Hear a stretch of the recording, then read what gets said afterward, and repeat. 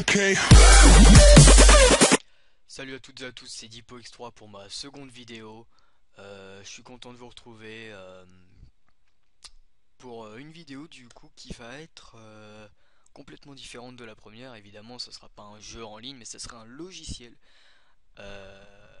très professionnel, cela dit. C'est Cinema 4D, je pense que tout le monde le connaît évidemment. Très connu pour sa performance comme logiciel, hein, et franchement... Ah, voilà. Donc aujourd'hui, on va apprendre à faire une introduction assez belle. Bon, je ne garantis pas que ça sera vraiment parfait, mais ça sera potable, on va dire, ça sera une bonne intro de début. Si vous avez vu le début de la vidéo, bon, ok, elle est pas très courte, je vais devoir la retoucher un petit peu, mais vous aurez à peu près ça. Bon, je pense que vous voyez que ça donne un peu assez bien. Donc on va commencer, c'est parti. Alors on va commencer par mettre deux sols. Un qui sera en sol normal et un qui sera en guise de mur. Très bien. Alors on va aller dans Objet, dans Scène et dans Sol. Voilà. Donc vous allez vous placer en face de la verte, en face de la flèche verte, pour pas que le texte après qu'on va insérer sera... Sinon il va être... on va devoir tout changer après, quoi. Donc vous mettez en face. Très bien. Et là, on va mettre un texte. Parce que si on met le mur d'abord, il va falloir changer, etc. Donc, on va mettre le texte. Donc, vous allez dans mot graphe, dans mot texte. Hop. Et là, vous avez la petite fenêtre en bas à droite qui s'affiche avec votre texte. Donc, vous effacez, vous mettez votre pseudo, ce que vous voulez. Si c'est une intro, ce que vous voulez. Donc, moi, tout d'abord, déjà, je vais la centrer. Pourquoi on la voit plus? Petit bug, excusez-moi. Ah oui, c'est normal parce qu'il n'y a plus de texte. Alors moi je vais mettre Dipo. Alors je vous conseille de ne pas mettre de lettres avec des des des barres. Par exemple le P, comme vous voyez, il va pas se voir avec le sol. Donc vous mettez pas, si c'est un P, vous mettez un O, c'est le plus ressemblant.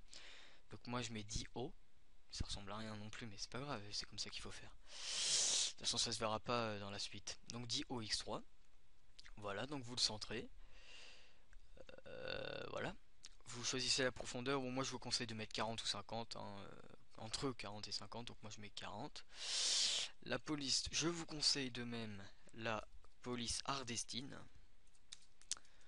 Très belle, très belle police. Juste un rendu pour que vous voyez un peu la gueule de la police. Vous voyez, elle est coupée, le haut, le 3, bon, je la trouve assez bien. Bon, ça c'est, voilà. Donc là on va pas s'occuper des couleurs, on va mettre un deuxième mur, un deuxième sol plutôt. Objet, scène et sol. Très bien. Donc on va le prendre le deuxième sol. On va aller dans le petit icône qui est le deuxième icône en partant vers la droite de l'outil de déplacement, si vous voulez. Là, on va ici et on va redresser le mur à 90 degrés. Que ce soit 90, 90,2, on s'en fout un peu. Je suis un peu perfection. Voilà, 90,5. Hop, on va le tourner vers là.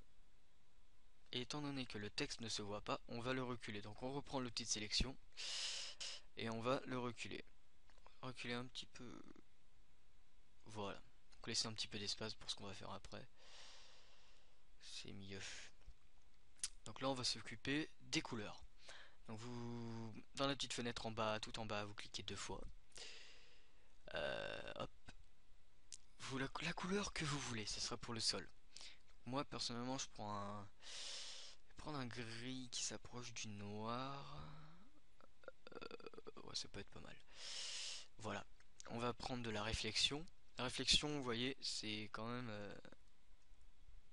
En fait, ça reflète, quoi, tel est son nom. Et on va prendre de la lueur. Alors la lueur, si on en met trop, ça va pas aller. Donc moi, je mets 150 parce que sinon c'est trop et on voit absolument rien. Et là je mets, allez, 70. Non, ça c'est 700. Voilà. Donc il y a un tout petit peu, c'est... Ah non, non, mettez pas de lueur pour les murs, c'est pour après ça. Donc vous quittez et vous mettez, hop, sur le sol. On va faire un petit aperçu. Et vous avez le sol un peu gris. C'est un test, hein. Moi je mets pas ces couleurs là d'habitude, c'est pour vous montrer à peu près ce que ça va donner. Le deuxième mur, on va le faire plus clair, en couleur. Voilà, un gris beaucoup plus clair, qui s'approche du blanc cette fois. Hop, on va dans transparence, réflexion, excusez-moi. Hop, je vous conseille de mettre à 30, entre 35 et 40, hein. C'est beaucoup mieux. Et dans lueur, alors là les lueurs sont très belles. Pas lueur, pas de lueur. Voilà, donc vous prenez le deuxième qui est plus clair et vous le collez sur le deuxième mur. Donc un petit aperçu sympathique. Pour l'instant, ça ne donne rien d'exceptionnel, c'est vrai. Mais vous allez voir que c'est assez bien. Voilà. Donc, ce qu'on va faire maintenant, c'est qu'on va donner de la couleur au texte. Pour que ça donne un peu de gueule quand même, c'est normal. Donc la couleur, je vous conseille que ça soit vif. Rouge, bleu, vert, vous voyez, tout ce que vous voulez, sauf des couleurs sombres. Donc personnellement, moi je peux prendre du bleu pour changer du rouge. Du bleu, qu'est-ce que je fais? Voilà, donc du bleu, bleu bien foncé même. Non, ouais. Et là, cette fois, réflexion, je vous conseille d'en mettre 30, bon, 37 hein, au hasard. Et de la lueur. Alors la lueur, vous allez voir ce que ça fait. Ça fait comme une couche de couche autour de la boule. Donc intensité externe, vous voyez que ça va... Là c'est un peu trop, vous allez voir que sur vos lettres après ça va vraiment être pas très très beau. Et il vaut mieux mettre à bon, allez, 70. Et l'intensité externe, moi je mets plutôt de la moitié, 250.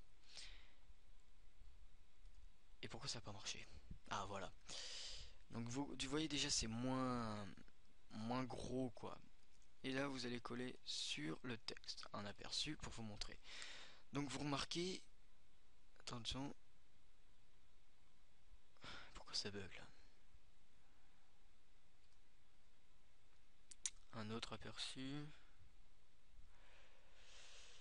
Ah bah écoutez, un petit... Voilà. Alors vous remarquez que la lueur quand même est assez grosse, hein. N'hésitez pas à baisser parce que... D'ailleurs c'est ce que... Non je le fais, je vais pas le faire. Mais baissez un peu de lueur quand même. Donc voilà. Donc ce qu'on va faire maintenant c'est qu'on va créer un effet d'explosion. Alors il y a beaucoup de d'outils d'explosion. Il y a explosion, explosion FX. Pour ça il faut aller dans objet, déformation. Et là vous avez une quantité importante d'effets, de déformation. Après vous avez les NURBS, les modélisations, bon. Les déformations sont très bien. On va pas prendre les explosions FX et ni explosions. Il va falloir que vous alliez sur internet. Donc vas-y, je vous invite à aller sur Google. Et vous allez taper Trausi, T-H-R-A-U-S-I. Et vous prenez la toute première, la toute première. C'est Trausi Nitro 4D. Donc déjà on voit que c'est direct pour cinéma 4D, ce qui est... Vous allez voir que ça fait un effet vraiment pas mal. Et vous prenez, selon la version que vous avez, je pense que vous avez 12, 13 ou 14, hein, et vous cliquez sur le lien. Vous le téléchargez. Donc moi je vais continuer la vidéo, hein, étant donné que je l'ai déjà téléchargé, donc n'hésitez pas à faire pause le temps que ça télécharge. Donc voilà, on continue la vidéo. On va aller dans module externe. Et là il y aura... Ah oui, alors je vous ai pas dit. Quand vous avez Trausi, vous l'avez dans vos... Vous l'avez sûrement dans vos... Où vous l'avez enregistré, vous le prenez. Donc moi je sais plus trop où c'est, donc je vais marquer Trausi. Voilà, j'ai Trausi. Ensuite, il va falloir que vous le mettiez dans Cinema 4D, sinon vous ne l'aurez jamais. Alors, vous allez mettre... bah voilà, vous allez sur votre ordinateur. Vous allez sur disque local C. Vous allez dans Programme. Et là vous cherchez Maxon. Maxon c'est Cinema 4D. Vous cherchez Maxon, Cinema 4D R12 et vous allez dans les plugins. Les plugins, ça sera évidemment les modules externes. Plugins, et moi vous voyez j'ai déjà Trauzy. Donc vous collez Trauzy, celui que vous avez téléchargé. Donc vous quittez, et là, module externe, vous aurez. Donc n'hésitez pas à faire une pause, hein, le temps que j'expliquais. C'est assez court et assez rapide ce que j'ai dit. Donc voilà, donc vous allez dans Trauzy. Et à droite, il y a plusieurs modules. Bon, on va prendre le premier, Trauzy. Alors, le Trauzy sera l'explosion. Donc vous touchez à rien sauf à pièces. L'explosion, combien voudrez-vous de pièces lors de l'explosion? Alors moi je vous conseille 25 ou 30. Bon, après ça dépend du système que vous avez. Moi je mets 25 parce que ça va assez lentement et voilà. N'oubliez pas de sélectionner le texte. Sinon voilà ce que ça va vous faire. Sinon voilà, faut sélectionner un truc. Donc on sélectionne le texte, on met 25 et on met Break Now. Alors là vous allez pouvoir remarquer que les lettres sont en train de se faire découper en 25 morceaux exactement. Donc là il faut attendre. Donc voilà. C'est-à-dire que vous allez voir, franchement, vous n'allez pas vraiment être déçu, je ne pense pas, du résultat. Mais si vous voulez, durant l'explosion, il y aura exactement les 25 pièces que vous avez demandées. Et ça sera vraiment net. Donc Trauzy, je répète, hein, vous allez dans vos dossiers. Vous allez dans disque local C, programme, Maxon,